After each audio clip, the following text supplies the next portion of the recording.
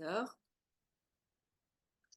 Alors bonjour, donc c'est bonsoir chez vous, n'est-ce pas? Vous êtes à Paris? Exactement. Je suis à Paris, il est 19 heures ici. Ah super, super. Donc je te présente, tu t'appelles Satinka Sanson et tu es la fondatrice de Feel Better, c'est ça? Absolument. Et tu as démarré ça depuis combien de temps? Alors, Feel Better, ça a vu le jour, il y a 2 ans et notre activité est ouverte au public depuis, 8 mois maintenant. Ah, c'est quand même assez récent. C'est assez récent et c'est pour ça que, les gens n'ont pas encore eu le temps de trop savoir qu'on existait, ça démarre petit à petit. Mais je dois dire qu'une fois qu'ils ont connaissance, de notre, programme, ils ont du mal à nous quitter. Ah bon, une fois qu'ils ont la première session, ils veulent continuer? Absolument. Heu En termes de statistiques, par exemple, ce que je peux te donner, c'est que parmi l'ensemble des personnes qui prennent attache avec nous et qui consultent, chez nous, 96 sont restés chez Feel Better et ont des, suivis moyen long terme. Donc ce qui montre qu'ils trouvent une vraie écoute et un vrai confort, et que ça leur apporte, quelque chose de très utile dans leur quotidien. Donc vous êtes une sorte de docteur psychologue? Oui, voilà, c'est ça. On a en fait, on est une plateforme de psychologues, donc où on est, une équipe, hein, et on tourne en 24/7, depuis la France ou depuis, n'importe où, dans le monde. Ce qui fait que, quel que soit son horaire local, ça sera possible de consulter. On propose des consultations psychologiques, soit ponctuelles ou soit, comme je viens de le dire, qui est un petit peu plus à moyen long terme. Ce qui est intéressant, et surtout pour, les Français qui résident, à l'étranger, c'est que donc c'est bel et bien en français, que les tarifs sont encadrés. Donc on n'est pas du tout, sur les tarifs habituels, par exemple, américains, et qu'en plus de ça, on reçoit les enfants, les ados, bon les couples évidemment aussi, les familles, les parents et les adultes.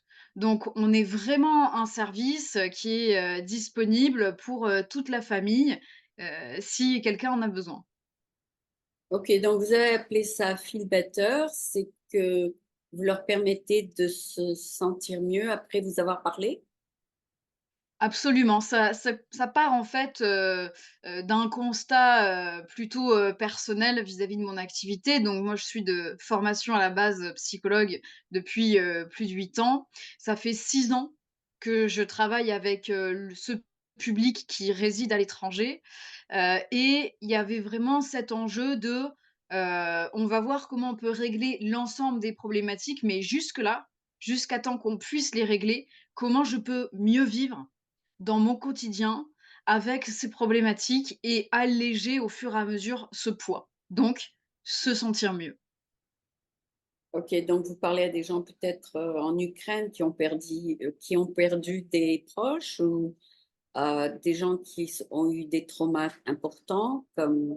peut-être, s'être blessés ou quelque chose comme ça. Je pense qu'en Oui. France, le problème principal, c'est que le temps est gris et que les gens sont un peu dépressifs en hiver, mais en été, tout va mieux. Bah, ça dépend où on est, hein, parce que dans le sud de la France, il y a des, durées d'ensoleillement, et fort heureusement pour eux. Alors, c'est vrai que, par rapport au milieu et nord de la France, il y a ce qu'on appelle, et je ne sais pas si, là où tu te trouves aux États-Unis, c'est le cas, mais nous, on a des dépressions saisonnières. C'est vrai, des gens, pour qui, c'est, et c'est, je veux dire, c'est quantifié, hein, même sur des données scientifiques, Ouais, du fait que ça change nos hormones, cérébrales, forcément, on va avoir, bah, des coups de blues, des flux d'émotions, très, très changeants, une déprime.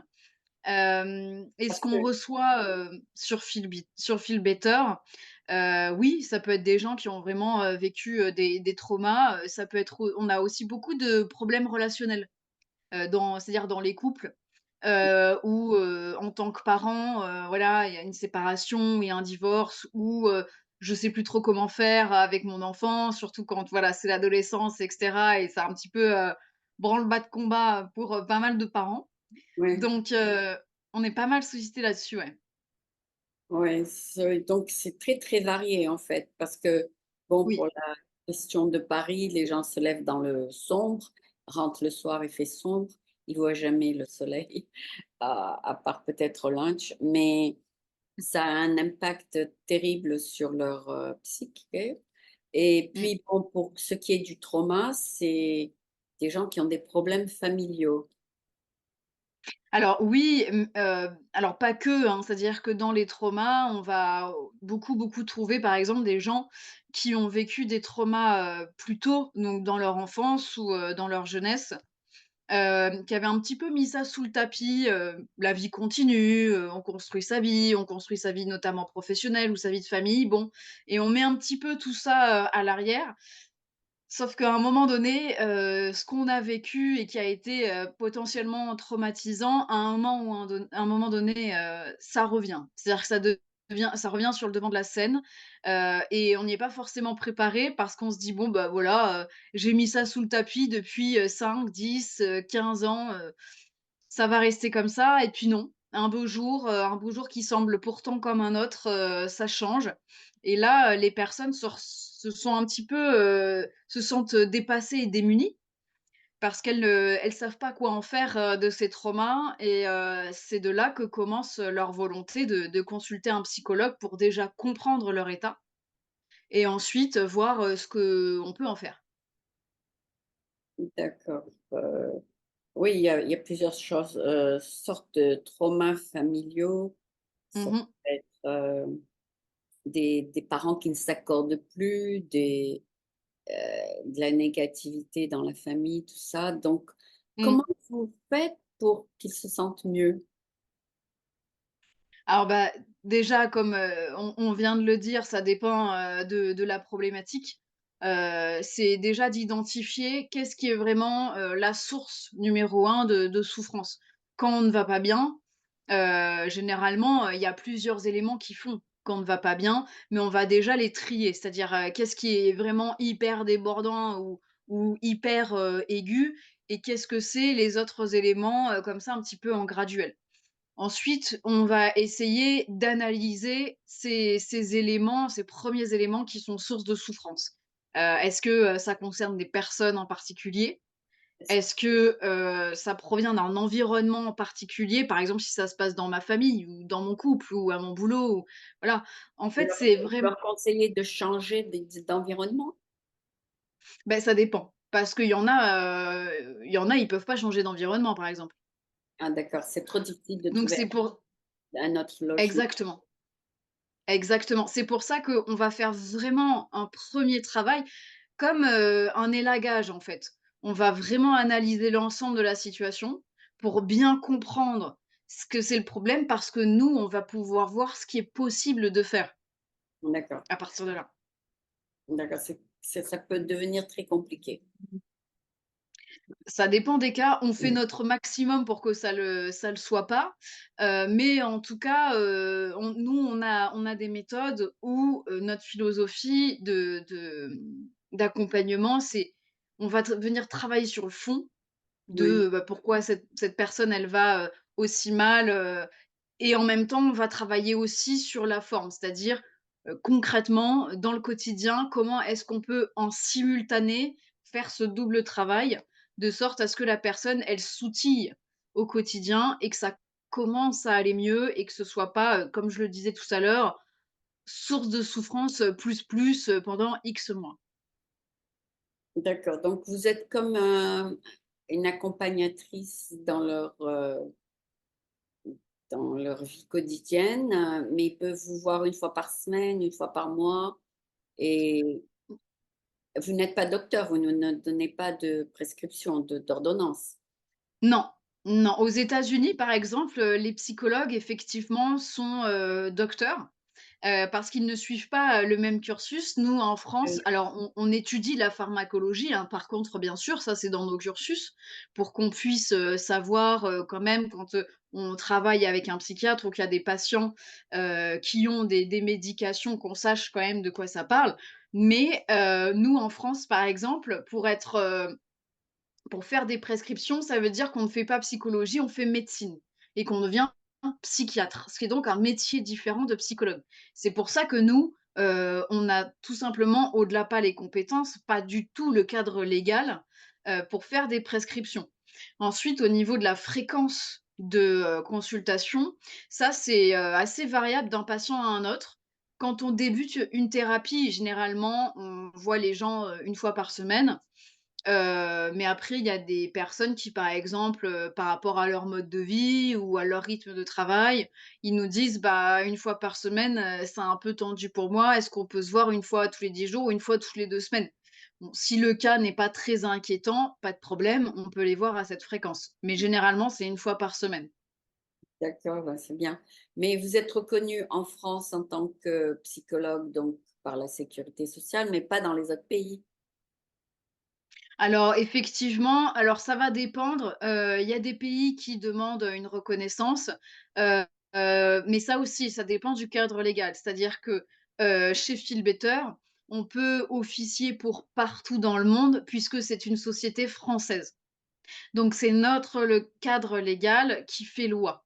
Par contre, un psychologue qui, imaginons, veut, s'installer à San Francisco, lui, il va être obligé de se plier au cadre légal américain et en l'occurrence, de votre comté pour légalement avoir le droit, d'être, sur le sol américain et d'être psychologue. Mais si quelqu'un, disons, habite, en Espagne, en Italie, en Grande-Bretagne, ils ne sont pas reconnus par la France en tant que patients. S'ils nous consultent, par exemple? Oui, si vous consultez, s'ils sont reconnus par la France comme patients. Alors ça dépend de s'ils sont toujours dépendants du régime de la sécurité sociale. Il y a beaucoup de Français qui résident à l'étranger, qui, D'accord. y sont depuis un certain temps et qui se sont, radiés en fait, si tu veux, tu vois, de la sécurité sociale. Donc, ils sont patients aux yeux de la loi vis-à-vis de nous, vis-à-vis du patient feel better. Après, nous, on développe des partenariats et des collaborations avec les assurances et les mutuelles internationales, de sorte D'accord. à ce que justement les personnes, où qu'elles se trouvent dans le monde, puissent bénéficier d'un remboursement.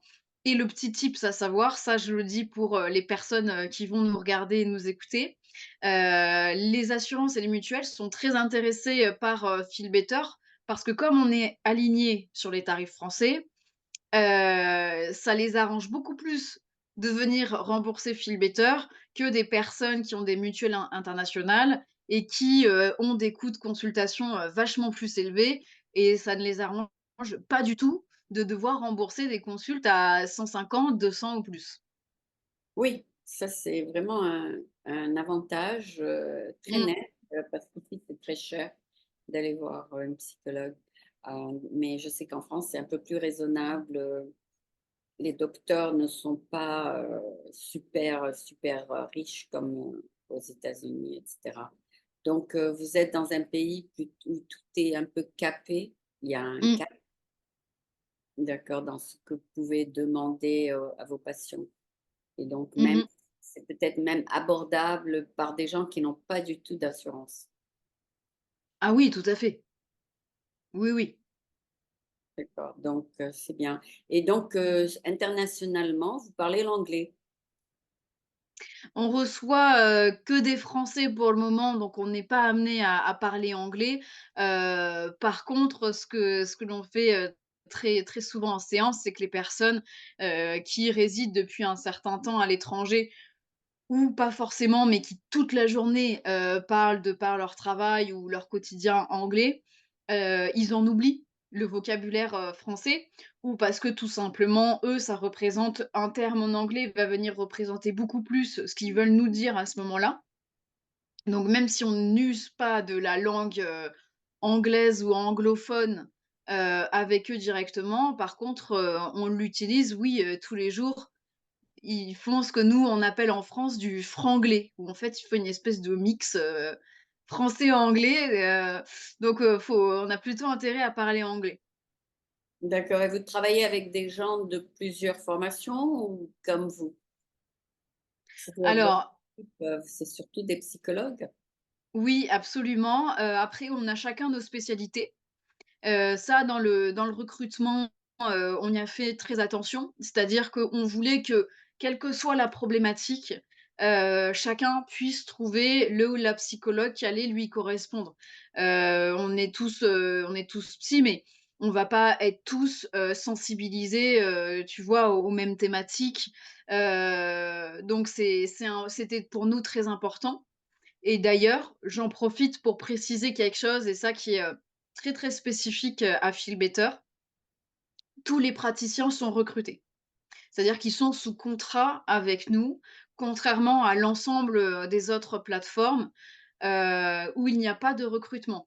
C'est-à-dire que même les plateformes, américaines, et cetera, il y a pas de processus qui permet de vérifier ce qu'ils ont fait avant, comment est le travail, quelle est leur éthique, professionnelle, est-ce qu'ils respectent la déontologie, qu'est-ce que c'est leurs outils et ça, c'est hyper important parce que si on vérifie juste, est-ce que la personne a bien ses diplômes et ses papiers, en vérité, on n'en sait rien. On ne sait pas comment elle travaille cette personne et Donc, c'est pour ça que les gens restent chez Feel Better. mais vous préférez des gens qui ont été diplômés en France?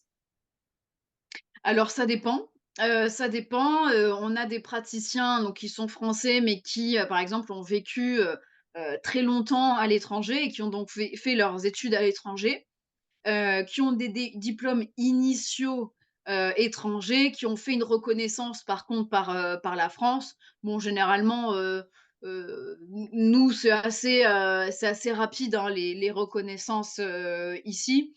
Donc non, on est ouvert au fait que les personnes aient étudié à l'étranger, mais qu'elles aient leur reconnaissance, ici et ça veut dire que par rapport à, nos critères à nous, de psychologues, en France, pour nous, on est complètement OK.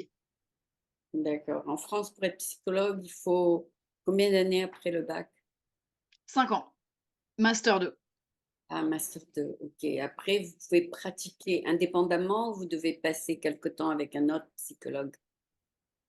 Alors, on a des stages durant nos parcours d'études, qui donc où on est avec, nos tuteurs ou nos référents de stage, heu, on donc par des milieux divers et variés. On a un côté psychiatrie par contre, à faire, qui est obligatoire.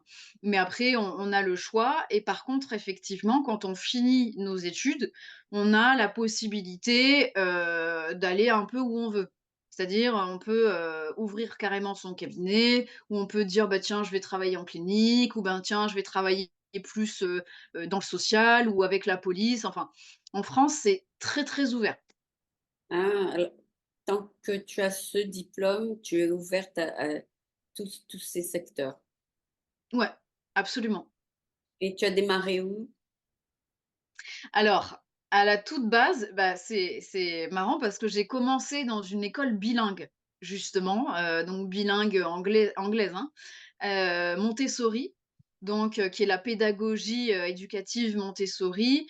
Alors pour celles et ceux qui nous regardent, si vous savez pas ce que c'est Montessori, c'est, une vision d'éducation qui part du principe que quand on est à l'école, en fait, les classes, ça correspond pas tant à notre âge, mais ça correspond surtout à notre développement personnel. C'est-à-dire à quel stade psychologique moi je suis ou quel enfant, a tel stade psychologique.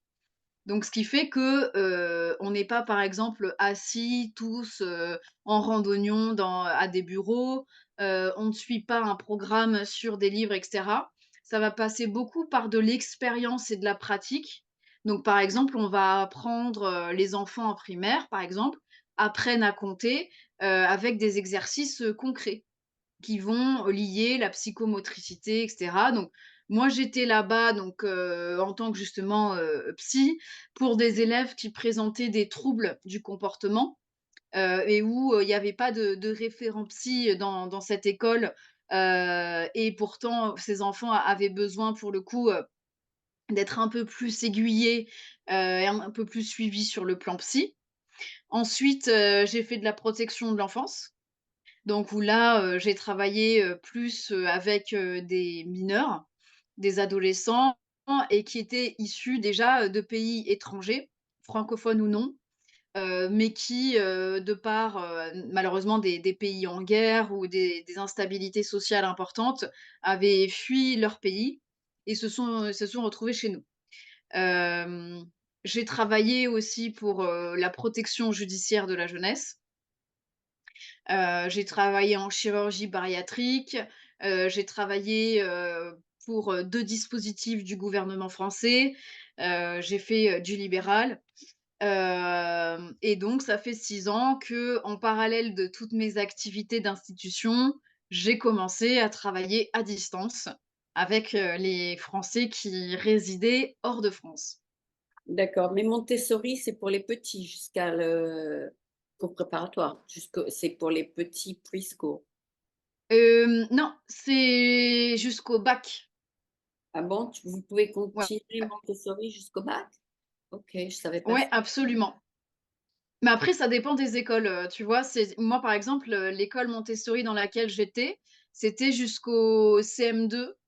Donc jusqu'à voilà, environ, 10 ans. Mais, il y a des écoles, je par contre en France, on n'en a pas beaucoup, nous, qui vont jusqu'au bac. Donc c'est-à-dire qu'après les élèves, par contre, passent les examens comme, tous les autres élèves, hein. C'est-à-dire que le brevet des collèges et le baccalauréat, ils le passent, parce qu'ils sont malgré tout, liés au programme scolaire français. Ça, c'est obligatoire. D'accord, non, mais peut-être que tu es devenue psychologue parce que tu as été éduquée avec des psychologues, plus ou moins, c'est-à-dire que les gens te comprenaient plus ou moins. Alors à la base, j'étais, danseuse. J'ai fait toute ma scolarité en section sport-études. Donc les sections sport-études, c'est quand en fait on est le matin en cours et l'après-midi, dans nos activités respectives. Donc où on nous pousse, dans du haut niveau, c'est très strict. Puis je me suis blessée, donc comme beaucoup de sportifs haut niveau où voilà, à force de user son corps, assez vite, et de manière intensive Tu surtout. arrêté? Ah d'accord, Exactement. Et oui, parce que, bah, quand on fait beaucoup de sport intensif pendant notre croissance, on peut le corps, ça il prend un coup, hein, quand même.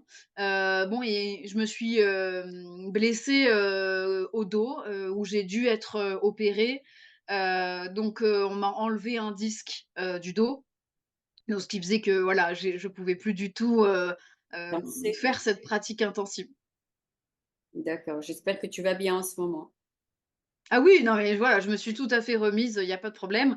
Mais effectivement, j'avais toujours été, fascinée, par, la psychologie en parallèle de ma passion pour la danse. Pour dire, je m'intéressais déjà à Freud, j'avais 8 ans. Donc Bon, j'étais, en CE2, voilà et alors je ne savais pas du tout qui c'était vraiment, à l'époque, mais quand j'écoutais un petit peu, ce qu'il avait fait, je me disais: «Ce monsieur, je sais pas qui c'est, mais quand même, il a l'air de dire des trucs, qui me semblent, assez logiques, assez vrais» et j'ai grandi avec cette curiosité comme ça, de l'esprit, de: «Mais comment ça marche un cerveau et mais pourquoi dans la vie on prend telle décision plutôt qu'une autre?» et cetera. Bon et finalement, quand, j'ai dû me réorienter, c'est, très logiquement que je suis allée, en psycho et je regrette pas du tout.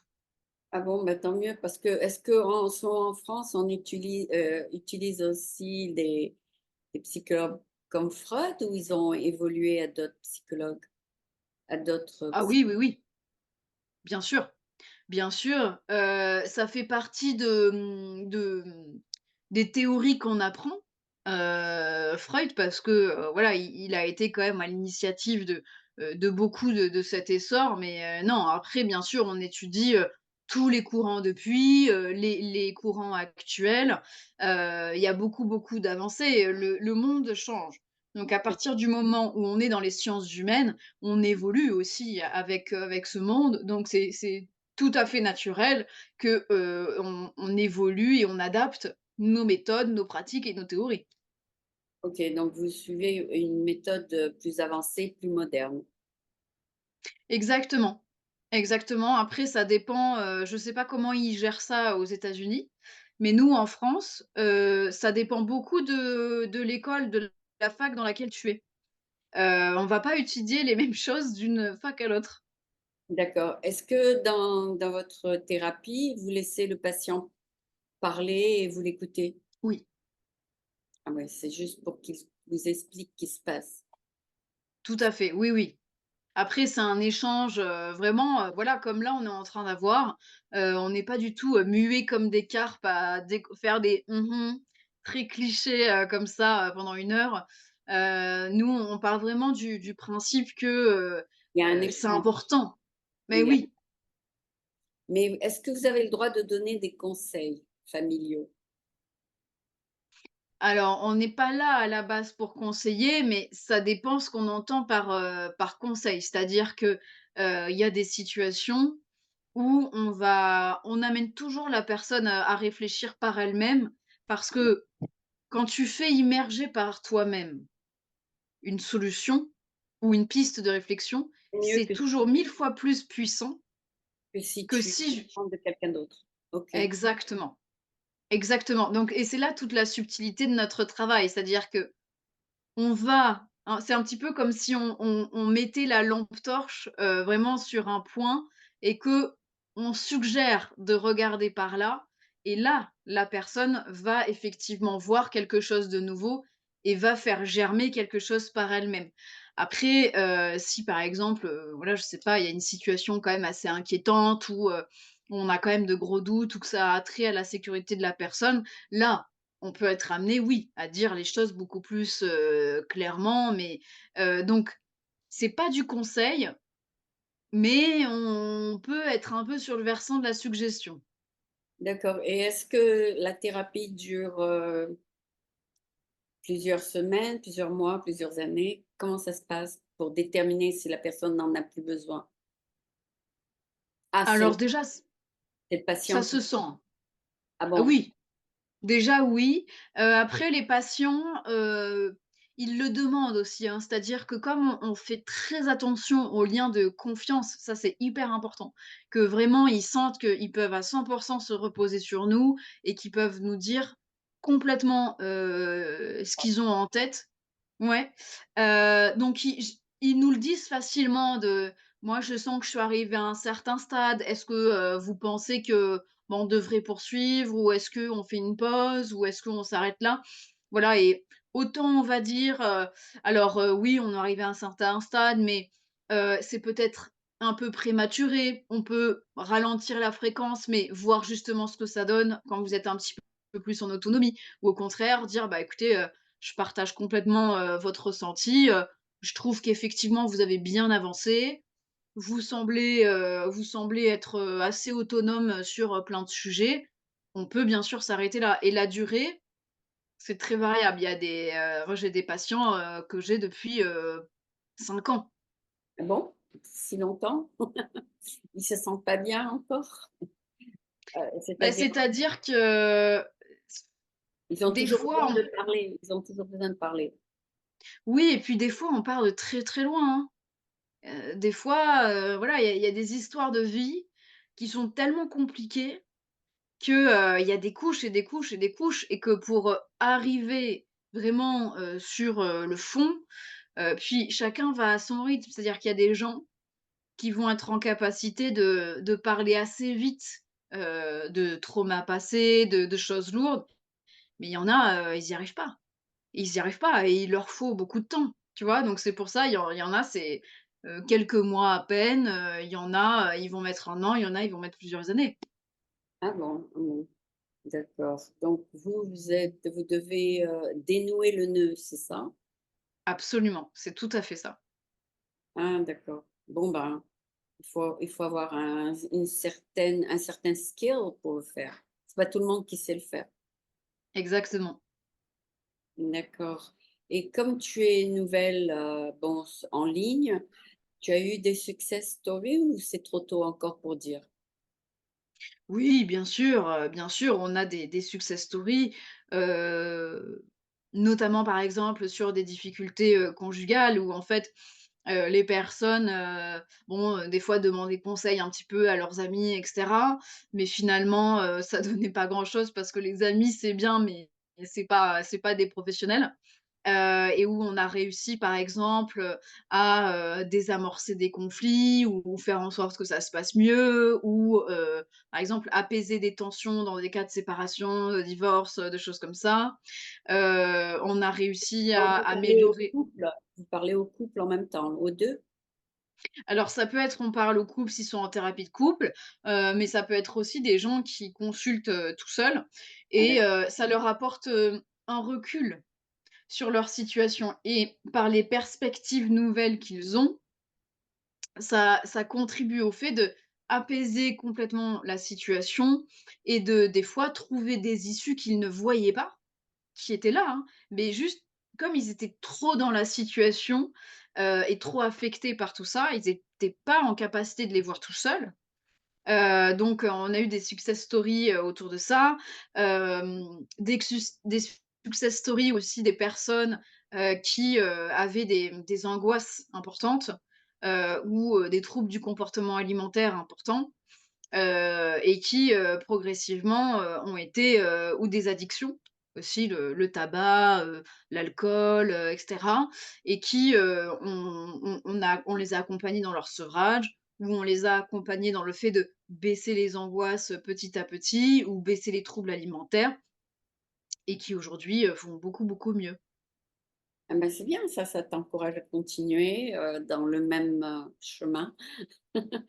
Si ça ne marchait pas, faudrait changer de stratégie, mais Oui, de faire, quelque chose, en ligne, c'est différent que de faire quelque chose sur un canapé dans un bureau. Donc, vous êtes, tous les 2 debout, assis comme moi et toi.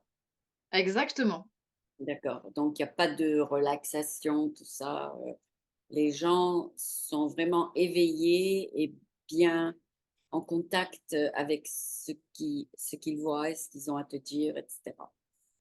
exactement. À moins qu'ils prennent des pilules qui les rend un peu ensommeillés de temps en temps, voilà. Donc bon, ça marche alors, ça marche. Heu, Ouais. d'accord, donc tu as appelé ça Feel Better parce qu'après 1 heure avec toi, ils se sentent un peu mieux? Bah, j'espère, au moins, ils ont l'air en tout cas, et quand on prend l'ensemble, des patients, quand on voit quand même les belles progressions, bon, on se dit que finalement ce qu'on fait, ça sert à quelque chose, qu'on a l'air de le faire bien. Ça, c'est important. Heu, donc on est ravis. Tant mieux, tant mieux. Donc, bonne continuation si ça marche. Je voudrais faire une petite section en anglais si tu parles anglais. En général, je fais une section un peu plus courte en anglais à la fin. Donc, OK. parle. So, I have with me Feel Better founder. Her name is Satinka Sanson. She's French, and do you have dual nationality or you just French? I'm just French. D'accord. Okay. So you learn English because of your practice and because you speak with international patients. Actually, I learned English, at school. Ah bon, okay.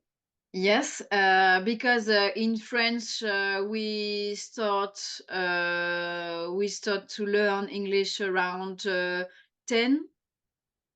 So yeah, I learned there, and after I lived abroad, so I used to speak English lots of time. Oh, Uh, like in London or okay. yeah, So you went to a country there where people spoke to you in English. absolutely. Yeah, and now you're totally fluent. That's a good asset to have, to be able to speak to patients internationally, because English is the international language. Um, Hmm. so you welcome all countries, or you limit yourself to some European country? Do you have any criteria? No, no, it's worldwide. For now, it's especially for French people abroad. So it's a short term or longer term. But maybe in 2 years, we're gonna have different countries with different nationalities. Okay, So, for example, if you are from US or UK or Australia or Italy, whatever you are, you will can book an appointment in Feel Better and have your session with a psychologist of your language. But for now, it's just for French people. okay. So basically, your practice now is in French, Oui. Yes. although they can possibly speak to you in English. Yes, totally. And we have some practitioners. They speak several languages because for some of them they are from different countries. Okay. So yeah, we got Spanish, we got Greek, we got Arabic, and I think I forget one of it, and of course, in French and English. Yeah, these languages are useful even while you are in France itself, because now France is becoming so multicultural. So Yes. you might find people who don't speak French in your own country. Yeah. Sometimes, I mean, it doesn't happen often, but it does happen. So you welcome when they say my preferred language is, let's say, Arabic or Spanish, and then you say, yeah, we can handle it. And Yes. and even though they have the French nationality, they can speak another language to you. Yes, yes, and they will read it on the description on our website or our app because it's written on the description of the practitioner. Okay, the practitioner will list the language you can speak to them. Yes, So yours is French English that you can speak to them. absolutely. Oh, okay. And who do you give preference to when someone goes on your app? Where, how do you direct them? To you first or to many people? No, it depends because every practitioner has a specialty. Okay, what is, So, for example, if someone comes and says, "Hello, I have an issue with this type of addiction," um, so we're gonna say, "Okay, you can take an appointment with this practitioner or this practitioner, and not me because I haven't this specialty." For example, so it's not especially me. oh, okay, okay. And what is your specialty? Trauma, Yeah, uh, abusive relationships. okay. I don't know the word in English, but when you have some food issues Oh, okay, okay. Yeah. and also some addictions. Okay. Okay. All right. So yeah, those are plenty of specialties. um, so so you can cover, maybe the one person can have all four of those.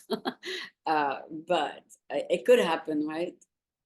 Because you're under stress, then Absolutely. you have uh, food problems, and then you have relationship problems. It's all in one.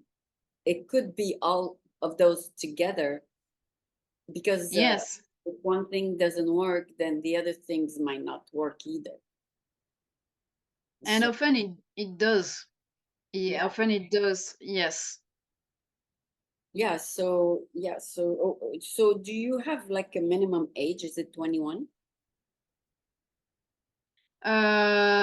No, because we welcome also children, Oh, but we need to teenagers. have a yes. we need to have an authorization for children because they are not grown up. So we need to have this authorization. Same for teenagers, Yeah. but after we got this authorization, that's good for us. And the parents don't have to be present. Only from time to time. I mean, for the first session, of course, they have to be there because we want to meet each other, and it's for the protocol. It's very important. But for the rest of the sessions, not all the time. Even for children, of if there is very especially issue, and sometimes some parents call us and say, I want to see you next time because I want to speak with you about this stuff or this stuff that happened There must this week. Children nowadays or teenager have a lot of issues because in school they're introducing the woke and they're Yes, introducing and then there's the bullying and kids are yes, confused. They don't know if they should listen to those woke teacher or if they yes, should listen to their conservative parents. yes. So there's conflict there, right? Yes, absolutely. And there is a big challenge for them because when it's children or teenagers and they are born in this country, for example, US, it's Okay. not such a huge deal compared to French children or teenagers because they got the comparison between the two, between how I could be in France towards this issue and how I am here in US or whatever you want. And I don't know how to react. I don't know how to understand what happens here. I don't know how I could be helped towards this issue. So it's very, very confusing in their minds. So we try to do our best, and we try to be very communicative with parents, but also sometimes with schools. Sometimes it happens we write to a special school, and we explain what happens, and we try to find some solutions. We try to have the parents back, to be okay, we are here for you, we're gonna try to find a solution to preserve your children or your teenagers. Yeah, So because it must be a challenge for you too. Because yes, nowadays kids they ask at 12 years old to change sex when they're way too young to yeah, make the decision. And absolutely, that must be a challenge for you. I mean, to advise in the new modern way of thinking with the yeah. old ways that you were raised with. And that's why they're trying to introduce legislation to not have that kind of a dialogue in school, remove all these Mm, crazy teachers. I don't know what you want to call them, but they bring a lot of conflicts yeah. family. Um, so anyway, so that's one thing. Uh, as for bullying, it's more a matter of teaching children manners, not to do that. And if some kids don't respect that, then Mm. the other receiving end has to be strong enough to handle it. Yeah, So yeah, and yes, yes, these kids who are subject to a little bit of bullying or abuse, they can talk to their mother or they can talk to you, and it's a big issue even in the United States, especially yeah, with social media. But I know that they're trying to put some blocks to that hmm, in social media. If they see any kind of bullying, they will close hmm. close the account of the person. In Um, France, we try to do the same, but um, it's special compared to US because we have our legislation in France, Yeah, but it depends also from the UUE legislation, they have a you different. know? Oh, yeah. So your Absolutely. European community makes also a Yeah, decision on that. Okay. absolutely. Okay. So anyway, sounds like you started a business that's gonna be profitable soon, and that you're on the right track, hopefully, because with the pandemic, everybody went online Mm, anyway, and now it's becoming common practice. People don't want to go to the office anymore. They want to talk to their doctor online, and so mm, that's a plus for you. People already get vaccinated to talk online on Zoom or Google Video, whatever they have, or their iPhone, whatever it is. So mhm. it's been a great pleasure to find out a little bit more about your feel better. I hope I didn't make you feel bad because I'm not a psychologist. I'm a little bit more direct, and I'm not a psychologist where I put a lot of uh, uh, psychology and talking to people. I'm more like a very direct person. But thank you so Mm. much. I enjoyed talking to you. You seem to be very optimistic. So I will send you, like I said, the recording if you want to post it on your social media. Thank you so much. Thanks a lot, Aline, and thanks for having me. It Yeah. was a really, really great time. Thank you. Oh, I'm happy to hear that. I thought that I might have asked bad questions. Or thank you so No, much. no. Okay, thank you. Thank you. Have a good Bye day. bye. Bye. A good evening.